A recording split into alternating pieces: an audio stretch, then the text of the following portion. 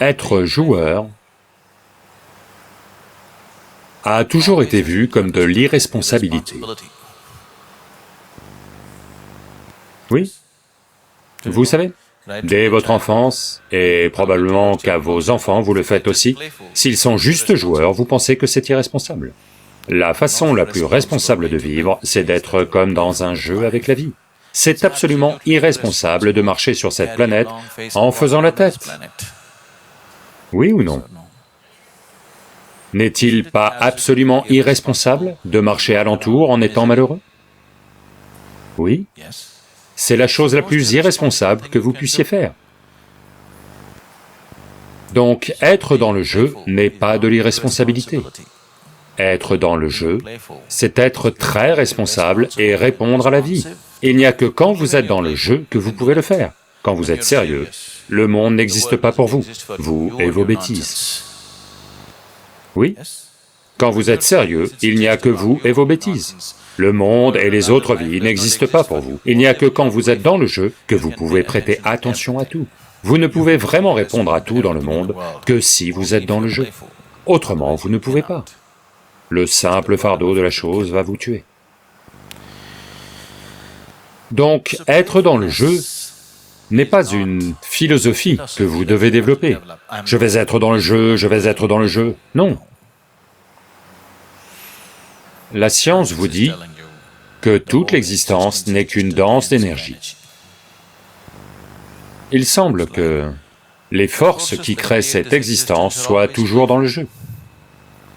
Toujours dans cette culture, la création a été décrite comme le jeu de Dieu. Quand ils ont dit le jeu de Dieu, beaucoup de gens pensants se sont dit « Oh, cet idiot joue avec ma vie, c'est pour ça tous ces malheurs ». Les forces de la création jouent en permanence. Si elles arrêtent de jouer, vous êtes fini. Oui. Toutes les forces de base ici, dans le corps lui-même, elles doivent jouer à fond. Alors seulement, tout va bien. Si elles arrêtent de jouer, ou si elles refusent de jouer, vous êtes cuit, vous êtes fini. Donc le jeu n'est pas que dans votre attitude. Ce n'est pas votre attitude, c'est l'attitude du Créateur, c'est l'attitude de la création. Si vous êtes en phase avec la création et le Créateur, être dans le jeu est très naturel.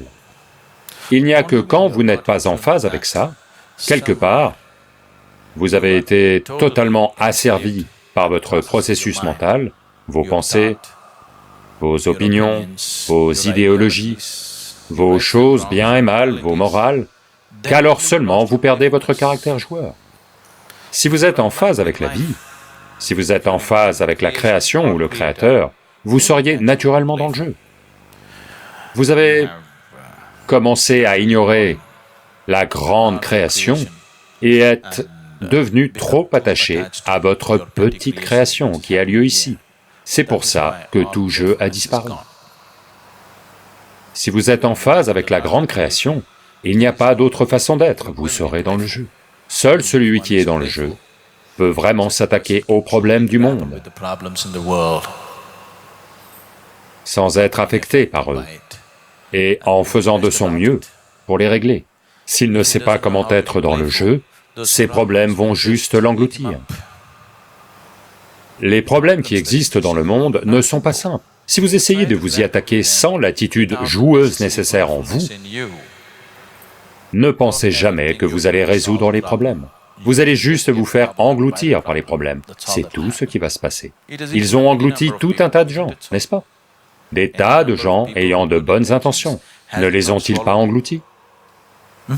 Ne les ont-ils pas avalés, les problèmes du monde? Des tas de gens avec de très bonnes intentions ont juste été, petit à petit, dévorés par les situations existantes. Vous ne pouvez les gérer que si vous êtes vraiment dans le jeu, autrement tout sera problématique. Si vous maintenez juste quelques heures d'attitude joueuse par jour dans ce que vous faites, vous verrez, même votre corps physique va commencer à bien mieux fonctionner. Votre quota de sommeil va baisser, Et la méditation devient un processus naturel pour celui qui est dans le jeu. Parce que dès que vous êtes dans le jeu, vous n'êtes pas empêtré dans les choses que vous faites. Quand vous n'êtes pas empêtré en elles, vous n'accumulez pas de karma, vous faites du yoga. Le processus de la vie n'enchevêtre pas, le processus de la vie est devenu libérateur. Donc vous ne faites plus du karma, vous faites du yoga à travers l'activité que vous effectuez. Une fois que vous faites du yoga toute la journée, à coup sûr, tout devrait s'améliorer, n'est-ce pas? Pour un débutant qui n'est pas encore accompli, l'activité est nécessaire. Et si vous ne faites pas en sorte que l'activité soit comme un jeu, l'activité tue, toujours, peu importe le type d'activité. Il y a différentes façons de traverser une situation, vous savez. Le Mahabharata en est une formidable illustration, comment différents êtres humains traversent les mêmes situations. Parce que tout ce que Krishna traverse, à plus petite échelle, les gens autour de lui le traversent. Comment il le traverse et comment lui le traverse, comment différents types de personnes le traversent, les mêmes situations. Le Mahabharata est un formidable document là-dessus. Comment différents types de personnes à différents niveaux de conscience existent et traversent les mêmes situations. Quand il y a un problème, vous voyagez ou vous êtes au bureau, un problème survient. S'il y a 10 personnes, comment ces 10 personnes vivent-elles ce petit problème qui est survenu? L'un va s'arracher les cheveux et paniquer, un autre va bondir sur quelqu'un, un autre se frappe la tête, un autre regarde ce qu'il peut faire, un autre...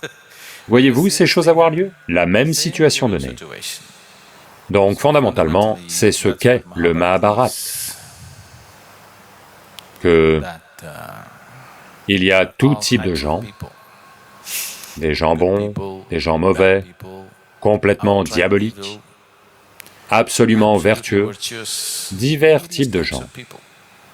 Si vous regardez ça, tous les types d'êtres humains que vous pouvez trouver dans toute société, ils sont tous là dans le Mahabharata, toute une gamme de gens.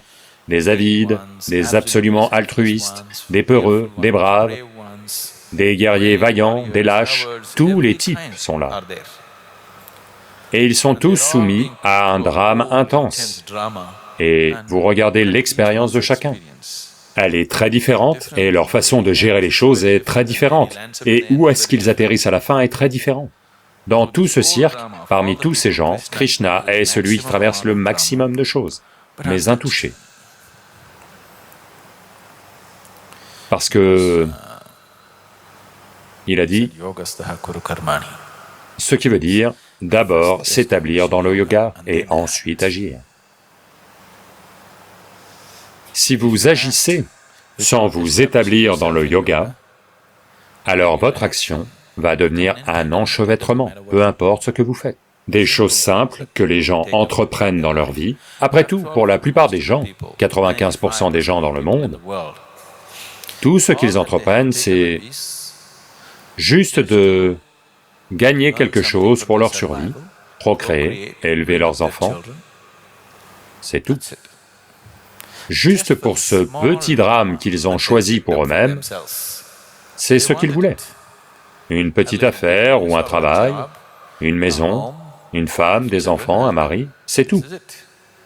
Pour gérer ça, où ils atterrissent, beaucoup d'entre eux finissent même dans les asiles de fous, rien qu'en faisant ces choses simples, n'est-ce pas? Oui. Ils ne se sont pas attaqués aux problèmes du monde. Ils ne veulent pas être des dharmaguptas, voulant établir le dharma dans le monde. Ils n'ont pas pris de grandes responsabilités comme ça. Juste pour gagner leur vie, survivre, procréer et mourir, ce que chaque créature sur la planète fait. Pour cela, voyez où les gens finissent. Combien de gens finissent complètement fous? Combien de gens le sont à moitié? Oui, trop de gens, n'est-ce pas? Ça a un coût anormalement élevé. le simple processus de la vie. Ce n'est pas nécessairement le cas, mais malheureusement, ça se passe comme ça pour beaucoup de gens, simplement parce que il n'y a pas de jeu dans leur façon d'exister. Il n'y a pas de jeu dans leur façon de vivre. Ils sont trop mortellement sérieux. Maintenant, ces deux choses semblent contradictoires. À un niveau, on parle de passion intense, de dévotion, à un autre niveau, d'attitude joueuse. C'est tout le truc. Si c'est la passion, elle doit vous faire brûler. Si vous êtes tiède, vous ne saurez pas ce que c'est. Elle va juste vous torturer, vous n'en verrez pas les bienfaits. Vous devez vraiment brûler. Autrement, vous ne saurez pas du tout ce que c'est. Si vous voulez emprunter la voie de la dévotion et que vous voulez aussi vous sauver, ça ne marche pas. L'idée de la dévotion, l'idée de choisir la voie de la passion, c'est que vous voulez brûler tout ce qui est en vous, pour que seul ce qui vous passionne, ou ce à quoi vous êtes dévoué, existe en vous. Ce que vous appelez « moi » est brûlé dans le simple processus. C'est... Pour un mental pensant, cela semble autodestructeur. Mais, à moins d'être prêt à brûler le limité, une autre possibilité n'apparaît jamais en vous. Pour que vraiment l'autre possibilité vous touche, vous devez vraiment brûler.